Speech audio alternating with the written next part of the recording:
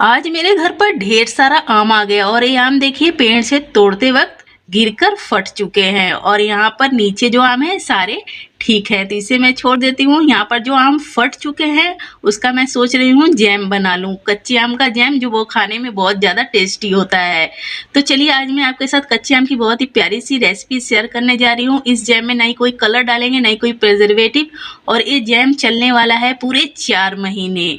तो पहले मैंने आम को अच्छी तरह से धो लिया, धोकर इसे छीलकर अब इसे मैं कट कर लूँगी। तो जब तक मैं आम कट कर रही हूँ तब तक आप एक काम कर दीजिए, अभी तक आपने मेरे चैनल को सब्सक्राइब नहीं किया तो प्लीज़ सब्सक्राइब कर दीजिए, और रेसिपी अगर पसंद आएगी तो प्लीज़ लाइक और कमेंट कर दीजिएगा। तो यहाँ पर आम को हमें कट कर लेना है और इसकी अठलियों को हमें अलग कर देना है। तो इसी तरह से सारे आम को मैंने यहाँ पर कट कर लिया है। तो चलिए फटाफट से इसे उबाल लेते हैं। तो कढ़ाई में सिर्फ डालना है 1 कप पानी, यानी कि 250 ml पानी, और 1 चम्मच नमक। बहुत ज़्यादा इसमें पानी नहीं ऐड करना है। और यहाँ पर सारे आम को डालना है और इसे ढक ढक कर बीच बीच में चलाते हुए हमें इसे पका लेना है। फ्लेम को लो मीडियम रखना है, हाई फ्लेम पर कुक नहीं करना। तो यहाँ पर इसे पकते हुए 12 मिनट हो चुके हैं और आम देखिए पूरा गल चुका है। तो मैंने इसे बीच बीच में 2-3 बार चलाया था। तो अब इसे फटाफट से हम उतार देंगे और उतार कर इसे हम छलनी में छान लेंगे। गरम गरम ही ये काम करना है, ठंडा नहीं होने देना है। अगर आपके पास ऐसी वाली छलनी नहीं है तो आप क्या कीजिएगा, ठंडा हो जाए तो इसे मिक्सर के जार में डालिए और थोड़ा सा पीस लीजिए, तो आपका बहुत अच्छा सा आम का प्यूरी निकल जाएगा। तो यहाँ पर मैंने सारा छान लिया है और ये रह गया मेरा जो थोड़ा बहुत आम का रेशा वगैरह होता है। और चलिए यहाँ पर हम आम को नाप लेंगे कप से। तो मैं यहाँ पर इसी बाउल से नाप कर बना सकती थी, लेकिन आपको दिखलाना है तो इसलिए मैंने कप से नापना स्टार्ट कर दिया है। थोड़ा सा ये अटपटा सा काम है, नापो फिर निकालो। तो यहाँ पर 1 कप, तो मैं पूरा आपको नाप कर दिखला देती हूँ कि यहाँ पर मेरा कितना ये निकला है प्यूरी आम का। और यहाँ पर ये दूसरा कप मैं फिल कर रही हूँ। तो ये दूसरा कप भी रेडी हो चुका है और यहाँ पर ये तीसरा कप। तो पूरे आम को हम नाप कर इसलिए लेंगे कि इसी कप से हमें शुगर भी ऐड करना है।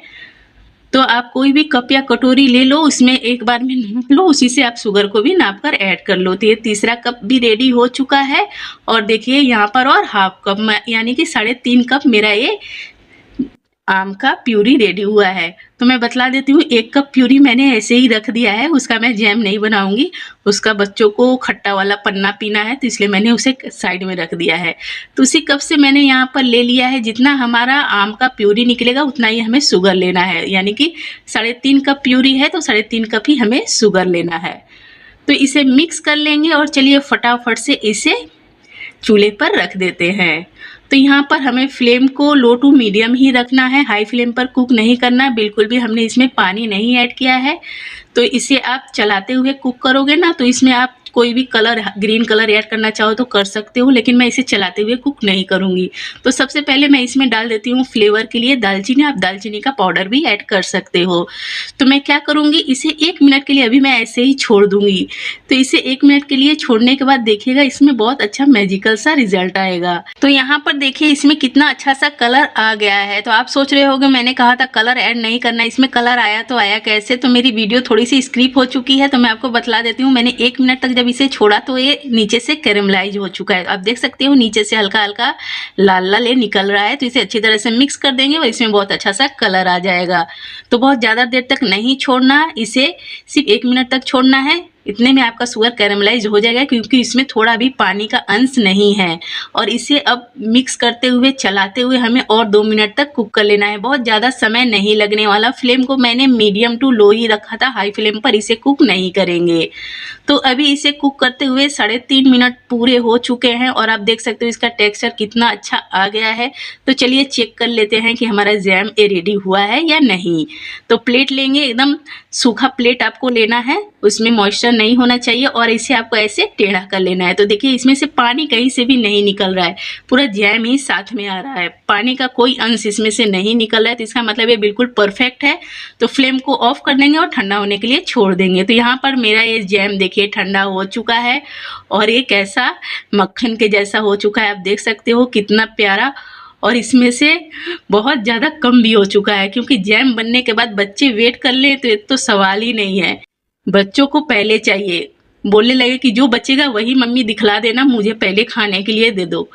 तो यहाँ पर बहुत सारा कम भी हो चुका है, तो चलिए ठंडा हो चुका है तो इसे फटाफट से एयरटाइट कंटेनर में डाल लेते हैं।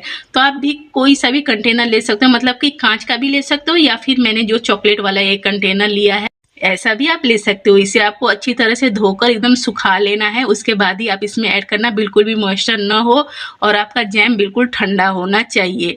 तो इसे हम फटाफट से फिल कर देंगे। तो इस तरह से इसमें आप फिल कर इसे आप चाहो तो फ्रिज में 4 महीने के लिए रख सकते हो, या अगर आप बाहर रखोगे तो 2 महीने के लिए आराम से रख सकते हो, ये जल्दी खराब नहीं होता।